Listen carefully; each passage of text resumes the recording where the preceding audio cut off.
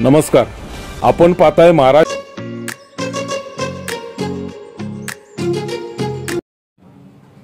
प्रथमतः मी महाराष्ट्र संध्या या यूट्यूब चॅनलला शुभेच्छा देतो। त्यांनी समाजाचे प्रश्न वेशीवर टाकण्याचा प्रयत्न आतापर्यंत सुरू केलेला आहे, त्याच्यामध्ये ते यशस्वी झालेले आहे। आज असाच एक ताजा विषय आहे।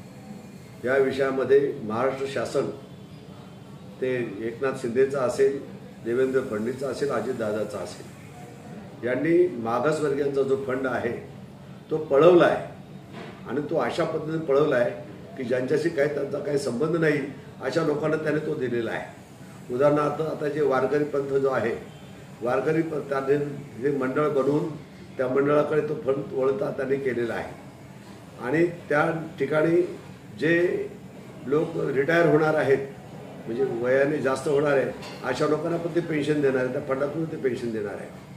सर्व प्रकारचा फंड पळवण्याचं काम आज तागायत सर्व लोकांनी केलेलं आहे।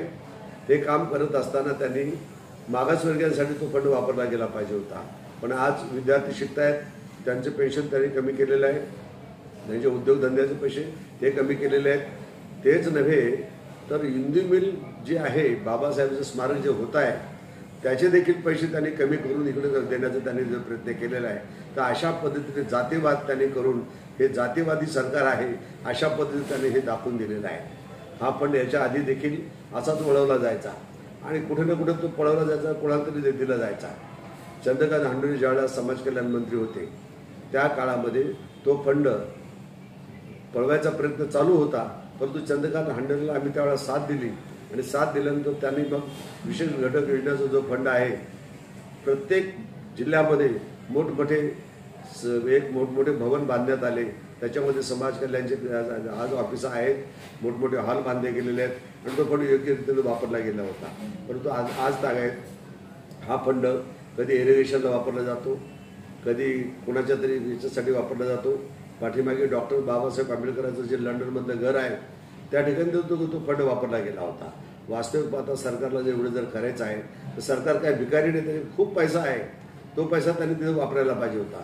पण मागासवर्गीयांच्या उन्नतीसाठी जो निर्माण केलेला जो फंड आहे तो फंड अशा पद्धतीने वापरला जातो, या गोष्टीचा मी धिक्कार करतो आणि महाराष्ट्र शासनाला मी वॉर्निंग देतो की जर तुम्ही हा फंड आम्हाला परत दिला नाही तर आम्ही त्या ठिकाणी तीव्र आंदोलन करू। समाज हा पेटून उठलेला आहे, समाज हे सहन करणार नाही, अशा पद्धतीने तुम्हाला सूचना देतो आणि या ठिकाणी मी थांबतो। जय भीम, जय महाराष्ट्र, जय भारत। नमस्कार, आपण पाहताय महाराष्ट्र संध्या न्यूज चॅनेल, आवाज महाराष्ट्राचा।